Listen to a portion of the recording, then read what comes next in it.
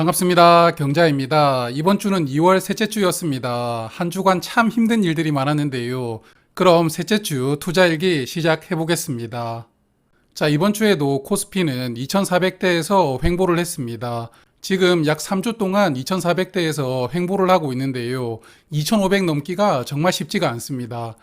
그렇다고 또 2400을 깨고 내려오지도 않으니까 이게 참 신기한 일인데, 여하튼 3주 동안은 큰 변동성 없이 투자자들의 마음을 들었다가 놓았다가 그렇게 하고 있습니다. 그리고 이번 주 미국에서는 CPI 지수가 발표가 되었는데요. 근원 소비자 물가 지수는 전년 대비 5.6% 상승했거든요. 전문가들이 5.4% 정도 상승하는 것을 기대를 하고 있다가 이게 약간 더 높게 나왔거든요. 그래서 이번 주 이 물가 지수가 발표되고 주가가 약간 빠졌다가 또 회복을 했다가 다시 또 주가가 빠졌는데, 여하튼 미국 물가도 참 끈적끈적하게 떨어지지 않고 있습니다. 자, 그럼 이제 저의 이야기를 조금 해보겠습니다. 먼저 ISA 계좌부터 말씀을 드리자면요. 이번 주에 미국 나스닥 100 커버드 콜을 전량 팔았는데요. 사실 3%밖에 수익이 나오지 않았는데 팔았던 이유는 이 친구를 사고 싶어서 그랬습니다. 하나금융지주를 사고 싶어서 나스닥 100을 팔았고요. 그리고 저의 애증의 SK텔레콤, 이번 주에 폭탄을 맞았죠. 그래서 이번 주에도 20주를 더 늘렸습니다. 아니, 매를 맞을 준비도 되지 않았는데 갑자기 용산에서 폭탄을 저에게 날렸는데요. 그동안에 금융사들은 뭐 관치금융이다 이렇게 해서 이해를 하는데, 갑자기 통신까지 끌어들이면서 공공재다 이렇게 이야기를 하고 있습니다. 독점 기업이다 이런 의미인데요. 그렇게 치면 현대기아차가 우리나라 자동차 시장을 거의 독점하고 있는데, 이게 통신이랑 무슨 차이가 있는지 저는 그런 의문이 들더라고요.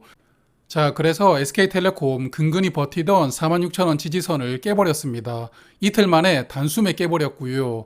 장대 음봉을 한번 맞고 금요일에도 양봉으로 전환하나 했지만 결국은 44,400원으로 음봉 마감을 했습니다. 그나마 밑꼬리를 좀 달아주었다는 게 긍정적이라고 생각을 합니다. 자, 수급을 보면 외국인이 지금까지 무시무시하게 던지고 있었는데요. 폭탄 맞은 이날 정말 작정하고 던졌습니다. 모건 형님이 그냥 작정하고 150만 주를 던져버리더라고요. 그리고 나머지 외국인 친구들도 따라 던지면서 마음 아픈 것은 이 기관놈들도 같이 던졌습니다. 그래서 이 물량들을 또 저를 포함한 개인들이 그냥 주구장창 받았는데요. 외국인은 금요일에도 무차별로 던져버렸거든요. 정말 징글징글하게 외국인들이 던지고 있는데 도대체 이 물량의 끝은 어디인가 그런 생각이 들고 있는데, 한동안은 연기금이 주구장창 던지고 있더니 이제는 또 외국인이 주구장창 던지고 있습니다. 그리고 또 개인적으로 마음에 들지 않는 것은 지금 정부가 MSCI 선진국 지수에 편입하려고 하죠. 그런데 정부가 나서서 민간 기업들에게 너무 관여를 많이 하고 있습니다. 그래서 조금 이따가 금융주 말씀을 드리겠지만, 외국인들이 이 종목 SK텔레콤을 왜 샀겠습니까? 배당 말고는 사실 볼 게 없는데요. 배당 받으려고 이렇게 들어와 있다가 너네 수익 적당히 올려라고 이렇게 관여를 하기 시작하면 외국인 입장에서는 이걸 어떻게 받아들일 수가 있을까요? 그래서 저는 이런 발언들이 MSCI 선진국 지수 편입에는 더욱 멀어지는 발언이 아닌가 그런 생각이 들었는데요. 여하튼 개인적으로는 정말 마음에 들지 않습니다. 자, 그리고 어쨌든 용산발 폭탄이 터지면서 은행주들도 폭탄을 맞았습니다. 연초에 은행주들이 엄청 주가가 올랐죠. 배당을 확대할 수 있다는 그 기대감으로 주가가 이만큼 올라갔다가 최근에 관치금융이 부활하면서 다시 주가가 내려왔는데요. 특히 이번 주에는 통신과 같이 폭탄을 맞으면서 크게 주가가 빠졌다가 그나마 회복했습니다. 저는 원래 신한지주를 보유하고 있다가 매도를 했었죠. 그리고 연말에 배당금을 보니까 하나금융지주가 그나마 괜찮아 보이더라고요. 그래서 이 종목을 눈여겨보고 있었는데, 아니나 다를까 이 폭탄으로 12월 배당락 전보다 주가가 빠져버렸습니다. 그래서 이때가 기회 아닌가 생각을 하고 조금 담았는데요. 이 종목도 폭탄 맞은 날에는 외국인이 엄청나게 던졌지만 그래도 금요일에는 외국인들이 다시 어느 정도 돌아와 줬습니다. 그래서 결국 외국인들이 좀 들어와 줘야 주가가 오를 수 있다 이렇게 생각을 하고 있고요. 그러니까 SK텔레콤도 집 나갔던 외국인들이 얼른 다시 돌아와 주기를 바라보고 싶습니다. 그래서 SK텔레콤은 현재 주가 기준으로 배당 수익률은 7.5%, 하나금융지주는 22년 배당금 기준으로 배당 수익률은 7.3%입니다. 요즘에는 저축은행들도 이제 4%대의 예금 금리를 보여주고 있는데요. 그래서 배당컷만 생기지 않는다면 정말 굳건하게 버티면서 수량을 더 모아갈 수 있는데요. 이 배당컷이라는 두려움이 저를 많이 괴롭히겠죠. 그래서 앞으로는 이 친구와 싸움이 관건이라고 생각을 합니다. 어쨌든 SK텔레콤은 올해 3,300원 준다고 굳건하게 믿고 수익이 나오는 그날까지 꿋꿋하게 버티도록 하겠습니다.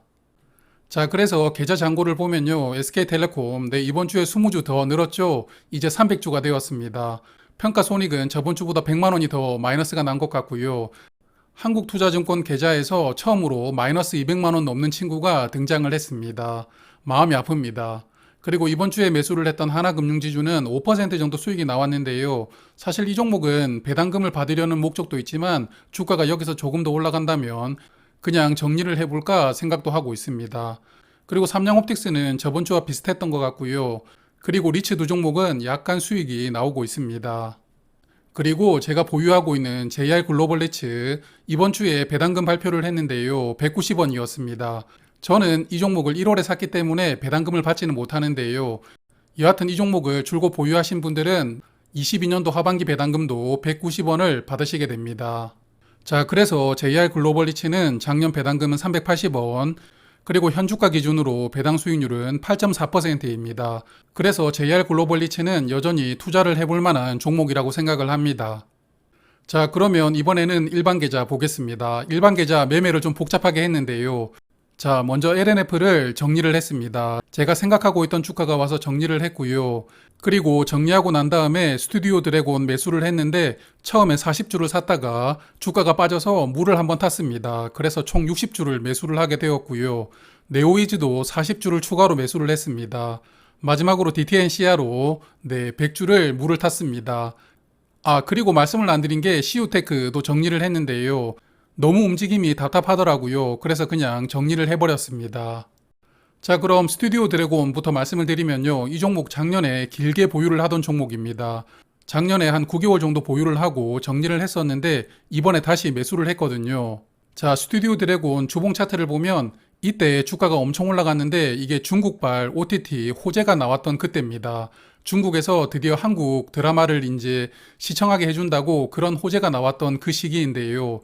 우리 스드도 엄청 주가가 올라갔었죠. 저는 82,000원에서 매도를 했지만 이게 89,000원까지 주가가 올라갔습니다. 하지만 그 이후로는 호재가 빠지면서 주가가 시들시들하게 내려오고 있습니다. 그래서 중국발 OTT 재료가 지금은 많이 되돌려졌습니다. 자, 이번에 스드를 다시 매수한 계기가 22년 실적을 보고 매수를 했는데요. 22년도 실적이 괜찮았습니다. 매출액은 43% 증가했고 순이익이 29% 증가를 했더라고요. 그래서 스튜디오 드래곤은 순조롭게 성장하고 있는데요. 다만 밸류가 그렇게 낮은 종목은 아닙니다. 현재 시가총액 기준으로 PER이 46배 정도 되니까요. 콘텐트리 중앙처럼 적자 기업도 있긴 하지만 어쨌든 드라마 종목치고는 밸류가 가장 높은 종목 중 하나입니다. 자, 그리고 기대를 하는 작품이 이 작품이죠. 3월에 더 글로리 시즌2가 방영될 예정이고요. 일타 스캔들은 지금 제가 재밌게 보고 있습니다. 최근에 시청률도 괜찮게 나오고 있고요. 그리고 일타 스캔들이 끝나면 판도라가 이제 이어봤는데 약간 이 드라마도 괜찮지 않을까 약간 그런 기대감이 들더라고요. 그래서 판도라도 조금 기대를 해볼 수 있지 않을까 그렇게 생각을 하고 있습니다.